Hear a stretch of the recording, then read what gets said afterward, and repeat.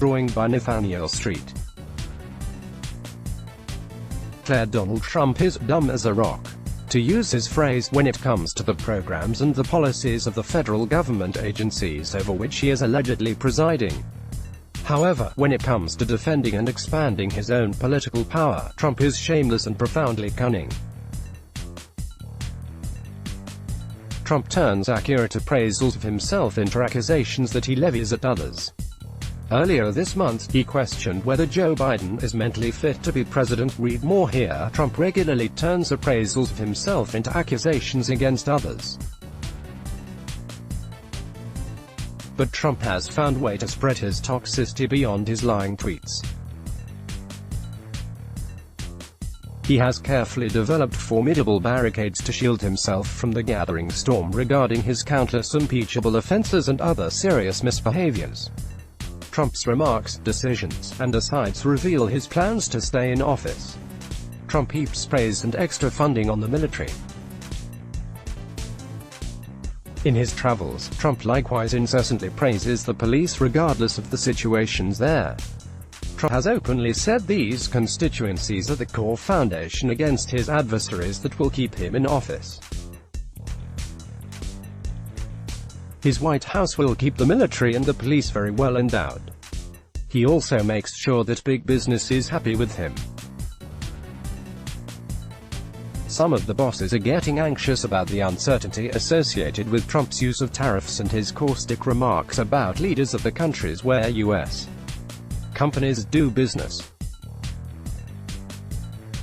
However, Trump knows that as long as he cuts corporate taxes, deregulates health, safety, and economic requirements on Wall Street, and continues the crony capitalism of subsidies, handouts, and bailouts, the corporate bosses will continue to pay obeisance to Trump. Manipulating the mass media is child's play for Trump. He taunts them about how they have to give him top billing because of the profitable ratings his performances brings them. Some in the mass media, nonetheless, expose his wrongdoing with thorough features. Trump, though irritated, ignores these exposés and repels them like water off a duck's back. "It's all fake news," he shouts. His approval polls, though lower than previous presidents, stay firm. So far, Trump has faced no real consequences from the revelations of his misdeeds. The courts, meanwhile, are Donald's trump card for endless delays. Who has been sued as president more than Trump? Over 2.5 years into his term, litigation against Trump grinds on. Nobody knows how long these court actions will take, what with Trump's delay tactics and appeals. The top appeal is to the Supreme Court, which he believes is 5-4 for him on just about everything relating to runaway presidential power and immunities. Trump has appointed 146 judges while in office, including 2 Supreme Court justices. Trump's chosen Supreme Court justices are partisan actors who will suit his purposes nicely. It is as if they came from central casting for him. Trump has declared unlimited presidential pardon powers, musing that he could even pardon himself. Labor unions are another big joke to Trump. As they decline, Trump reminds the pro-Democratic Party union leaders that many of their rank-and-file members voted for him.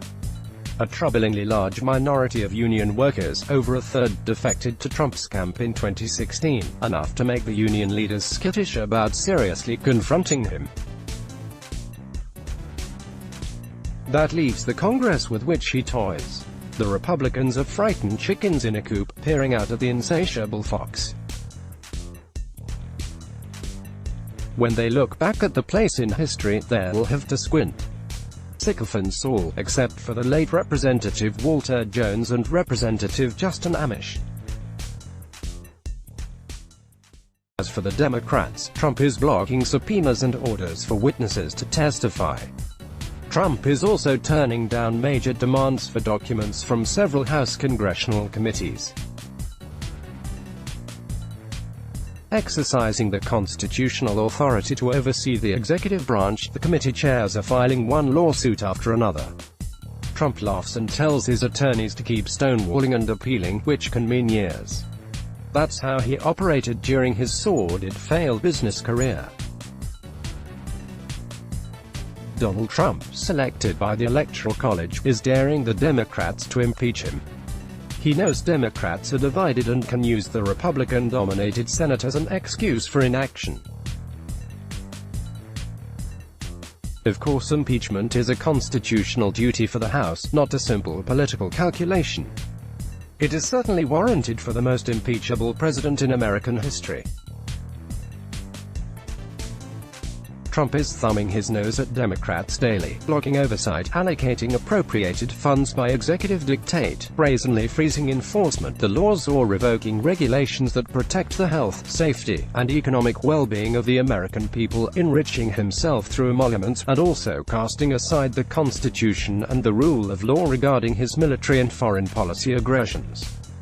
Trump has neutralized our country's checks and balances and separation of powers, including judicial accountability. He adds to his monarchical presidency by unleashing the Republican Party's suppression of the vote and other electoral shenanigans. If the law ever catches up to Trump, he has many toadies who are willing to wag the dog. Distractions. They're his war hawk on steroids, National Security Advisor lawless John Bolton and the militaristic Secretary of State Michael Pompeo, who travels the world threatening half of it. The new Secretary of Defense, for the Raytheon Corporation, presents no restraint in contrast to his predecessor Jim Mattis, cashiered by Trump. If Trump wins, America loses. The outcome is up to you in November 2020. Be alert and prepared for tumultuous upheavals should Trump lose by a narrow margin. Let's block ads.